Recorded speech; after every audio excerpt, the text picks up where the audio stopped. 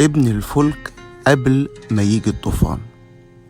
قالوا كده إن وقت السلم أهم جدا من وقت الحرب، لأنك لو استعديت كويس واتجهزت كويس وتهيأت كويس هيبقى في وقت الحرب في نصرة أكيدة. مهما كانت ظروفك يلا خد خطوة جديدة وابن فلكك في هذا الصباح.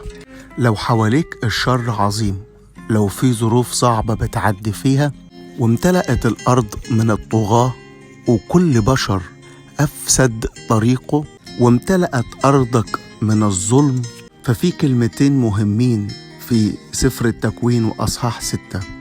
الكلمة الأولى إن نهاية كل بشر قد أتت، لكن الكلمة التانية ودي خاصة ليك النهاردة وليكي أختي العزيزة، ولكن أقيم عهدي معك. لو عايز تعرف تعمل إيه وسط الظروف الصعبة اللي ممكن بتعدي فيها والأحوال الصعبة من أشخاص أو من حالات أو من واقع مرير وانت مش عارف تتصرف فيه ازاي، بتحاول ومش قادر، اعمل زي ما عمل نوح.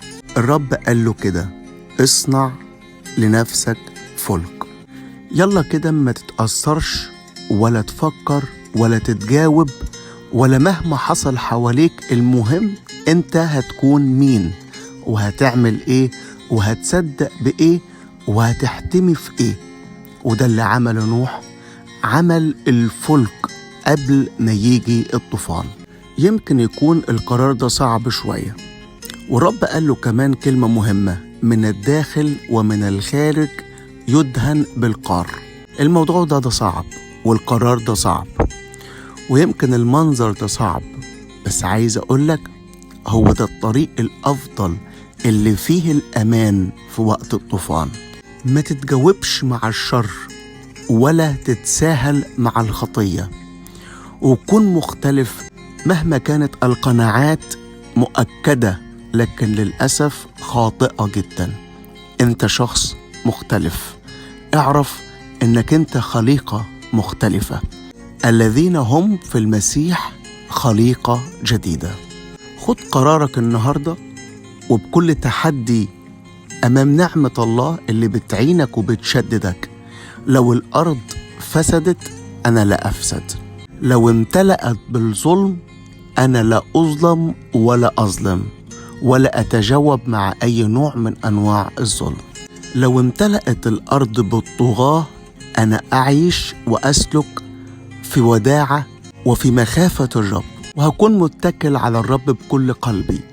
على فكرة الفلك ما كانش لي دفة، يعني مش أنا المسؤول إني أحركه يمين ولا شمال، لكن الرب هو المسؤول عن حاجتين: هو اللي هيقفل الباب وهو اللي هيوجه ويحرك الفلك في وقت الطوفان. أنا مليان قوي بالإعلان ده وحاسسة إن رسالة خاصة لناس كتيرة النهاردة. لا تتجاوب مع الظلم ولا تتأثر بالطغاة ولا تشترك في الفساد، لكن كن مختلف، ابن الفلك حتى لو كان الأمر صعب ومدهون بالقار. وخلي الدفة تكون بتاعته هو، خلي هو اللي يمسك الدفة. هللويا.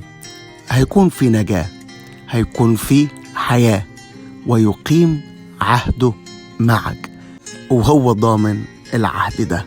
صباحكم مليان بالخير، الرب يبارككم.